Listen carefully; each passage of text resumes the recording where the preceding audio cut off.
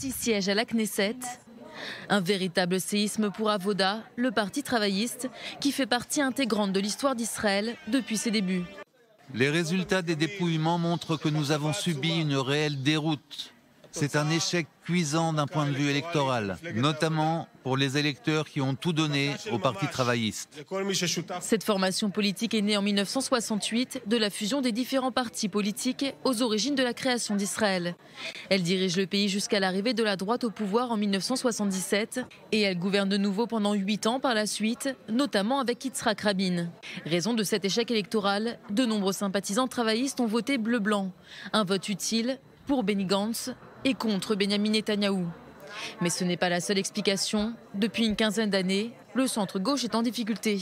C'est principalement la seconde intifada qui a amené le centre-gauche à se positionner plus à droite qu'il ne l'est politiquement. Cette période a été le second événement le plus destructeur pour le Parti travailliste après l'assassinat d'Yitzhak Rabin en 1995.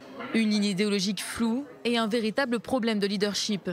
La gauche traditionnelle n'est pas parvenue à s'imposer face à Benjamin Netanyahou. Par ailleurs, de nombreux commentateurs l'affirment, la société israélienne opère un virage à droite, attirée par le discours des nationalistes et des petits partis religieux. L'autre formation qui patine, mais dont le déclin est moins brutal, est plus à gauche. Meretz va entrer de justesse à la Knesset avec 4 sièges. En cause, son leader Tamar Zandberg qui ne fait pas l'unanimité. Mais surtout des électeurs traditionnels du Meretz ont voté pour bleu-blanc, eux aussi pour tenter de contrer Benjamin Netanyahou. Pour les prochaines échéances électorales, la gauche va devoir se réinventer.